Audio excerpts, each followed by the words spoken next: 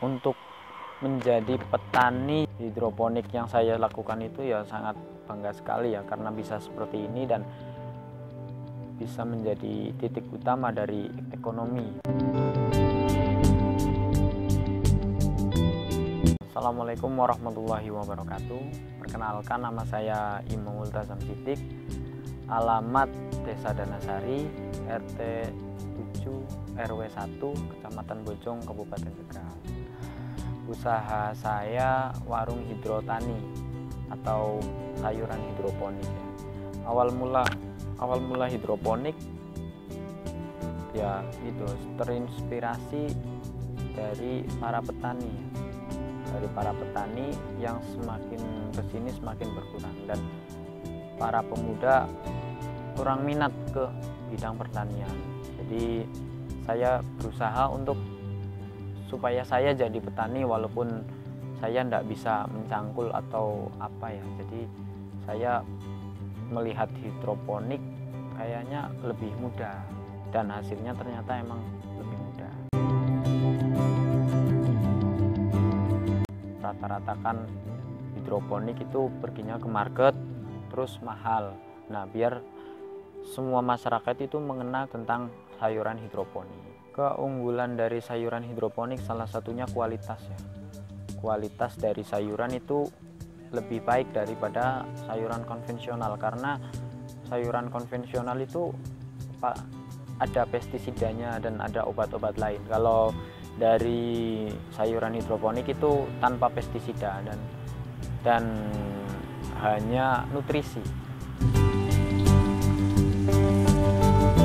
Untuk greenhouse kami masih menggunakan greenhouse yang biasa. Kita baru sederhana, hanya menggunakan dari instalasi bambu dan tambahan paranet, itu belum ada yang lebih bagus. Warung hidrotani sendiri menanam dari sayuran-sayuran dari pakcoy ya, pakcoy, 2 sawi putih, 3 kangkung, dan sama sawi biasa. Kendala untuk hidroponik mungkin pasar ya. Pasar dari tanaman sayuran hidroponik itu harus ke market, dan saya sendiri mencoba untuk ke masyarakat biasa. Kendalanya itu karena kalau ke market juga harus kontinu mengirim, selalu mengirim, dan harus di setiap bulan atau setiap minggu harus mengirim ke market itu. Untuk keuntungan dari hidroponik, kita misal sudah berjalan itu sangat untung sekali dibanding dengan penanaman konvensional. Karena kalau penanaman konvensional itu setelah panen harus diolah tanah, menanam, terus panen, olah tanah lagi. Selalu setiap menanam harus olah tanah. Kalau hidroponik itu dari kita bisa hampir setiap hari, seminggu sekali, sebulan sekali itu kita bisa panen dan berkontinu, karena kita tidak menggunakan media tanah, tapi menggunakan media air yang dicampur dengan nutrisi, sehingga kita bisa panen atau ya menghasilkan kontinu terus. Jadi dari hasil tersebut kita setiap hari bisa menghasilkan. Dan untuk market dari tanaman hidroponik, sayuran hidroponik dengan konvensional itu bisa melebihi dari hasil konvensional. Untuk menjadi petani hidroponik yang saya lakukan itu ya sangat bangga sekali ya, karena bisa seperti ini dan bisa menjadi titik utama dari ekonomi itu, karena bertani ya. Dan saya memang karena suka saya di pertanian, jadi ya saya menginovasi biar pertanian itu tidak jadul ya, ibaratnya seperti itu. Jadi biar semua di kalangan pemuda itu bisa bertani. Saya sih berharap para pemuda di era zaman sekarang atau yang biasa dikenal era milenial itu supaya tidak gengsi untuk bertani, supaya tidak menganggap bahwa bertani itu di apa sih gitu, seperti paling bawah, padahal tidak. Kita bertani itu juga utama dari ekonomi. Ayolah kita kembali ke awal, orang tua kita bertani.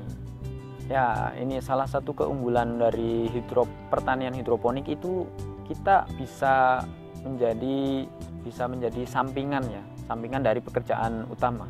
Contohnya kita bekerja dan kita punya waktu dari pagi hanya sebelum jam 7 kita punya waktu, dan setelah bekerja kita untuk bertani hidroponik itu sangat mudah dan tidak mengganggu pekerjaan lain, karena dengan ini bertani hidroponik tanpa adanya, misal kayak kalau konvensional kita harus membersihkan rumput liarnya, tapi kalau ini tidak.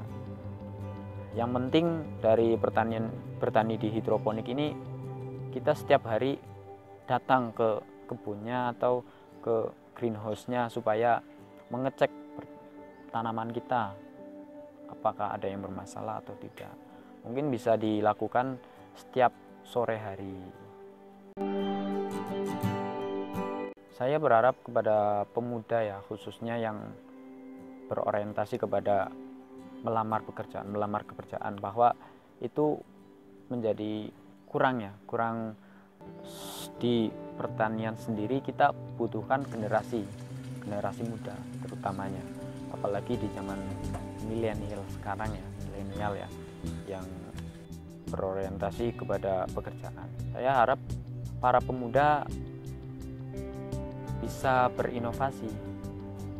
berinovasi di bidang pertanian, karena kita butuh pemuda-pemuda yang mempunyai inovasi dan kreatif untuk bidang pertanian. Mungkin cukup itu saja.